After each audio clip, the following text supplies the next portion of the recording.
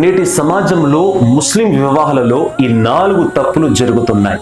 ఈ 4 తప్పుల్లో కొన్ని పని హరాంతో కూడిన పనితో మీ యొక్క వివాహాన్ని ప్రారంభం చేసినట్లయితే మీరు సుఖ సంతోషాలతో ఎలా ఉంటారు? మీ యొక్క కుమారుడు, మీ యొక్క కూతురు సుఖ సంతోషాలతో ఉండాలంటే ఈ 4 పనులు ఏనాడు కూడా ఎప్పుడు కూడా చేయకూడదు. సోదరులారా, సోదర మహాశివులారా, ఈ 4 పనులు ఒకవేళ ఆపినట్లయితే ఖచ్చితంగా మీ ఇంట్లో రాబోయే కోడలు, మీ యొక్క కుమారుడు సుఖ సంతోషాలతో ఉంటారు. మొదటి పని వచ్చి కట్నం తీసుకోవడం ఈనాడు సమాజంలో చాలా సింపుల్, చాలా చిన్నదిగా భావిస్తారు. కానీ కట్నం తీసుకోవడం అనేది హరాం. దీన్ని గమనించండి.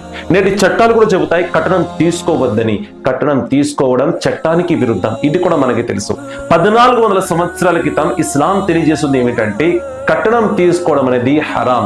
ఈ రోజు కట్నం అనే పేరుతో బుల్లెట్ బండి, కార్, ప్లాట్, స్థలం, అలాగే ఇంట్లో కావలసిన సామాగ్రిలు, మంచం అని చెప్పి బీరువాలు, అల్మారీలు, రకరకాల ఇంట్లో కావాల్సిన ఫర్నిచర్స్ ఇవన్నీ తీసుకోవడం కూడా హరాం కిందకి వస్తాయి. వారు సంతోషంగా ఇస్తారు, అల్హమ్దులిల్లా, కాదనను, సంతోషంగా ఇస్తే తీసుకోండి.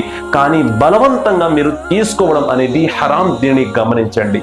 మీరు పురుషుడు, మీరు సంపాదించగలరు. అల్లాహ్ మీకు తెలివి ఇచ్చాడు, సంపాదించుకోండి. వేరే వారిపైన ఆధారపడి వారిని బలవంత పెట్టి మీరు తీసుకోవాల్సిన అవసరం మీకు ఏమి ఉంది? ఈరోజు క్యాష్ అనే పేరుతో చెప్పి 10 లక్షలు, 12 లక్షలు, అలాగే స్థలం పేరుతో 50 లక్షలు, 60 లక్షలు, అల్లాహు అక్బర్, చెప్పలేనంత డబ్బు తీసుకుంటున్నారు. తరువాత కోర్టు వెంట తిరగడం, తరువాత సుఖ సంతోషాలతో లేకపోవడం, పోలీస్ స్టేషన్ వెంట తిరగడం, ఇవన్నీ అవసరమా? సోదరులారా, ముందు ప్రేమ రావాలి అని అంటే, కలగాలి అని అంటే వీటి అన్నిటితో దూరం అయిపోవాలి. కట్నం తీసుకోవడం చాలా పెద్ద తప్పు. ముందు వీటితో దూరం అవ్వండి. రెండో విషయం వచ్చి షో ఆఫ్ చేయడం. ఈ రోజు వివాహాలలో ఎక్కువగా డెకరేషన్స్ చేస్తారు, లైట్లతో అలంకరణ చేయడం, ఇది వచ్చి షో ఆఫ్. అలాగే ఇన్విటేషన్ కార్డులో 200, 300 ఖరీదు గల ఇన్విటేషన్ కార్డు తీసుకుంటారు. ఆ యొక్క డబ్బు వృధాగా ఖర్చు అవుతుంది. 200, 300 రూపాయలు వచ్చి ఒక్కొక్క ఇన్విటేషన్ కార్డు తీసుకోవాల్సిన అవసరం ఏముంది? 20 రూపాయల్లో కూడా ఉంటాయి, 15 రూపాయల్లో కూడా ఉంటాయి. అవి తీసుకోండి. ఎందుకు అంత ఖర్చు పెట్టాల్సిన అవసరం ఏముంది?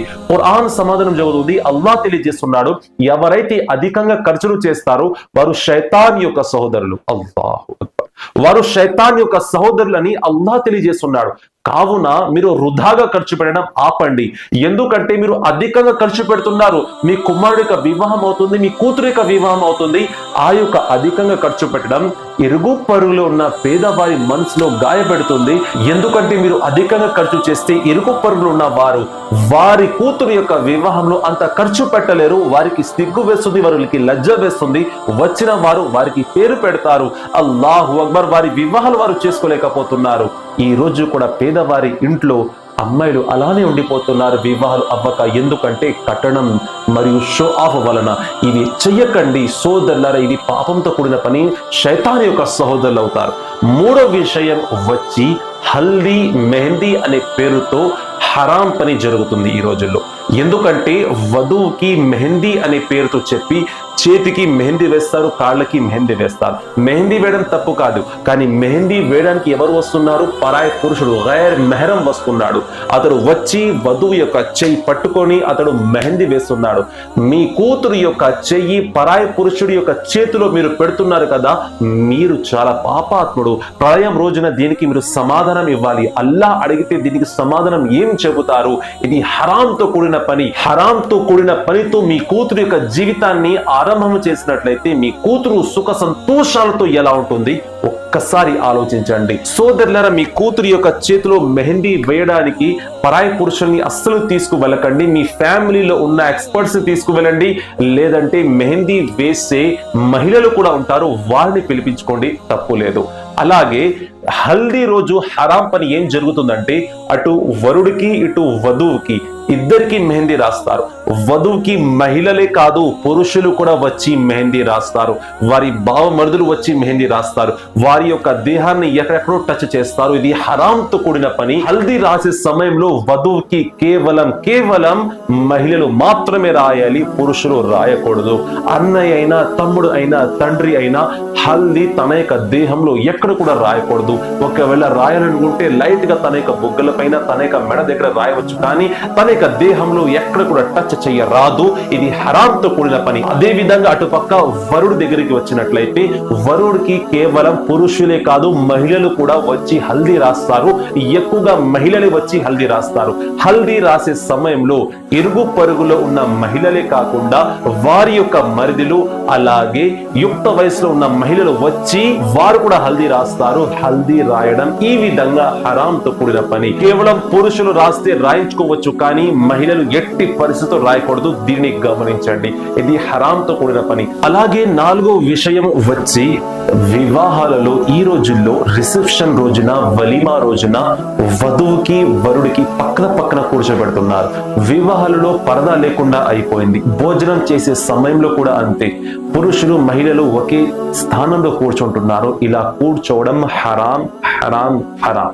ఎందుకంటే ఖురాన్ సమాధానం చెబుతుంది సూరా అల్-నిసాలో ఈ విధంగా ఉంది, ఏ మహిళ అయితే పరదాలో ఉండదో తన కోసం నరకం ఎదురు చూస్తూ ఉంటుంది. మహిళలు వారి యొక్క అందం దాచుకోవాలని ఖురాన్ షరీఫ్ లో ఉన్నది. సోదరి మల్లారా జాగ్రత్తగా వినండి. మీకు అల్లా అందం ఇచ్చారు. ఆ యొక్క అందం కేవలం మీ యొక్క భర్త కోసమే. మీ భర్త పక్కన కూర్చుని మీరు పరాయి పురుషుల పైన మీ యొక్క చూపు మరియు పరాయి పురుషుల యొక్క చూపు మీ పైన ఇలా పడినట్లయితే ఇది హరాంతో కూడిన పని. ఏ నాడు కూడా ఈ విధంగా పని చెయ్యకండి. మీ కూతుర్ని మీ కోడల్ని వరుడు పక్కన అస్సలు కూర్చోపెట్టకండి రిసెప్షన్ రోజున. ఇది హరాంతో కూడిన పని. సోదర మహాసేవులారా, భోజనం చేసే సమయంలో కూడా ఇదివరకు 5-10 సంవత్సరాల క్రితం మా యొక్క చిన్నతనంలో వివాహాలు ఏ విధంగా ఉండేవంటే వధువు యొక్క స్టేజ్ వేరుగా వరుడు యొక్క స్టేజ్ వేరుగా ఉండేది. కానీ ఈ సమయంలో స్టేజ్ ఒక్కటే ఉంటుంది, భోజనం చేసే స్థానం కూడా ఒకటే ఉంటుంది. దయచేసి ఈ పద్ధతిని మార్చండి. ఇది ఇంగ్లీష్ వాళ్ళ యొక్క పద్ధతి, మన పద్ధతి అయితే కాదు. మన పద్ధతి అరబ్ యొక్క పద్ధతి, మహాప్రవక్త సల్లల్లాహు అలైహి వసల్లం వారి యొక్క పద్ధతి. దానిపైన అమలు చేయడానికి మీరు ప్రయత్నం చేయండి. ఈ 4 పనులు ఒకవేళ మానుకున్నట్లయితే మీ యొక్క కోడలు మీ యొక్క కూతురు సుఖ సంతోషాలతో ఉంటారు.